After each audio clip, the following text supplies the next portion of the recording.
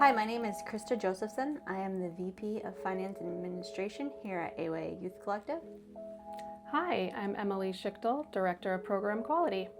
What does the VP of Finance and Administration do? Such a good question. I like to think of finance and administration as a map for the organization. We maintain the map, so the logistics of how we're going to get there in terms of tools, money, all the resources, and just making sure that we are staying on the map along the way. All right, what does the Director of Program Quality do? I do a lot of gathering and reviewing and analyzing data, and that includes youth feedback, our internal Apricot system, stories, different community data as well. So in addition to that, managing the internal data system and using that to inform outcomes for our youth, but as well as experience. Gotta love data. Yeah. And we appreciate what you do over on the finance side, just in terms of analyzing all the data. Yeah, I mean, we have to ensure that the money is getting the results that we want it to for the youth that we serve and the overall community. So I feel like at AWA we have a really unique perspective and way of getting youth feedback. Can you talk more about that? I think it's really fun and really exciting, and honestly, it's the best way that we can honor the youth that we serve is by getting their feedback. So we do that by surveying them twice a year. And then we also incorporate youth into helping us inform processes. So we have our CQI, our continuous quality improvement team, and we have youth participate on that group as well. We're not just giving them things and surveying them and having a light touch. We actually are involving them in processes in helping us make decisions to better address their needs. So, Krista, you used to be part of the board. What was AYE like back then? Oh, all right. So I go way back. I was actually on the board for 311 Youth Housing before the merger. So I got to be in the room when we voted to merge HQ and 311. And it's just crazy to see both organizations and the growth that we've seen over the years. But it's also been really cool. I remember some of the conversations we had in the room when we were talking about, because this is a huge decision, right? Bringing two organizations that are both successful together, and there's all of the risks. Do both of the services move forward as we plan? All the things to consider. And so it was a weighty decision, but it's been really cool to see a lot of the things that we talked about as the reasons why we should merge come true. And the biggest of that being just the streamlined services with youth, right? Before you had two different organizations, you can't necessarily share data and information as easily. And now it's just streamlined, right? Youth comes in the drop-in center and we can support them on their journey all the way through basic needs, getting the wraparound supports, housing, and exiting the program. When you move on to housing, it's not like you're going to a different organization. You're still going to see the people that you've been working with the drop-in center and seeing those relationships, which we know are key to stability, just growing and moving throughout the program. Okay, last question.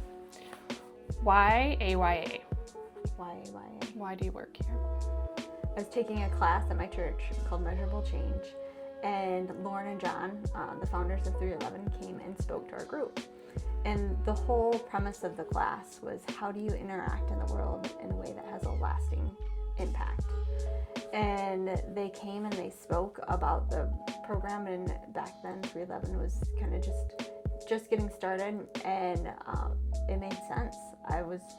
As they were talking, I'm like, yes, this makes sense, especially intervening at a point in a youth's life where they're at that pivotal moment of going off into the world on their own. And it's like, yes, of course it makes sense that we need to provide stability so that they can really get ready for their futures and move forward. And so after the meeting, I went up and I talked to Lauren, or I actually talked to John. I said, how can I get involved? And I was thinking, more along the lines of like teaching financial literacy or something. And then next day, Lauren called me and was like, hey, we've got a position on our finance committee. Would you be interested? And the rest is kind of history. So I was on the the finance committee for a few years and then moved into the board position as treasurer. And then once again, we got to the point where we needed a full-time finance person, and Lauren called and was like, would you be interested? And I was like, we'll be interested. Went through a normal interview process, which actually not many people know this, but Jacqueline was a runner-up. Really? Yes. Oh. Yes.